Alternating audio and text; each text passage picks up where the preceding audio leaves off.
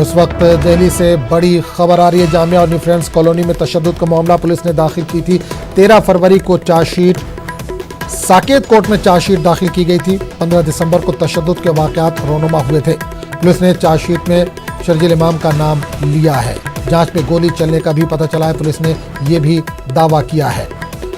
Chargesheet में किसी भी तालिब इल्म का नाम नहीं। पुलिस ने कहा मामला में अब तक 17 गिरफ्तारियां हुई हैं। न्यू फ्रेंड्स कॉलोनी से 9 लोगों को गिरफ्तार किया गया है। 8 अफराद जामिया से तहवील में लिए गए। क्राइम ब्रांच के 18 मुलजिमों के नाम लिए हैं। तो आपको एक बार फिर बता दें, इस वक्त बड़ी खबर आ रही है। जामिया न्यू फ्रेंड्स कॉलोनी में तशद्दुद का मामला, पुलिस ने दाखिल की थी 13 फरवरी को चार्जशीट।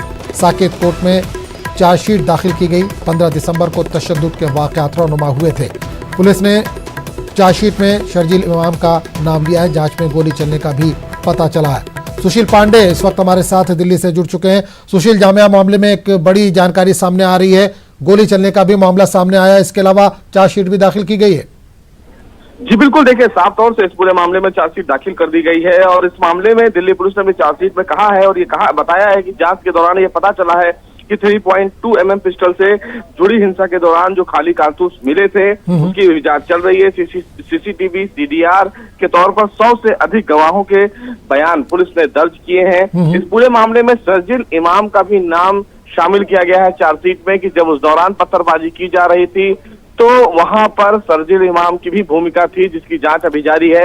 हालांकि कई में खुलासे किए गए हैं दिल्ली पुलिस की तरफ से चार्जशीट पर। हालांकि कोर्ट ने अभी चार्जशीट पर संज्ञान नहीं लिया है, लेकिन कहीं ना कहीं 2 महीने के बाद दिल्ली पुलिस ने दिल्ली की साकेत कोर्ट में अपनी चार्जशीट दाखिल कर दी। बिल्कुल, एक चीज और जानिए, 17 गिरफ्तारियां इस पूरे मामले में हुई है, लेकिन ये भी पुलिस ने कहा है कि जामिया का कोई स्टूडेंट इसमें शामिल नहीं है। तो फिर ये लोग कौन थे? इस ताल्लुक से क्या कुछ जानकारी दी है कोर्ट को पुलिस ने?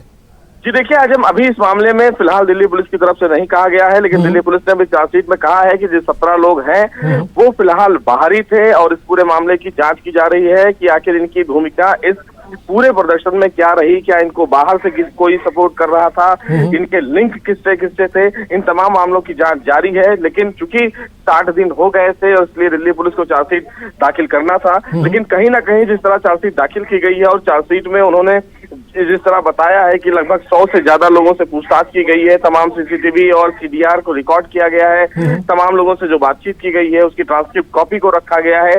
तो इस पूरे मामले में कई ऐसे लोग हैं जो फिलहाल अभी दिल्ली पुलिस की रडार पर है और हो सकता है कि आने वाले दिनों में इस पूरे मामले में एक अंतरिम चार्जशीट भी फाइल की जाए दिल्ली पुलिस की तरफ से। लेकिन दिल्ली पुलिस ने इस चार्जशीट में ये जरूर बताया है कि जो तमाम लोग हैं उनकी भी अभी तलाश जारी है कि ये 17 लोग कौन लोग हैं।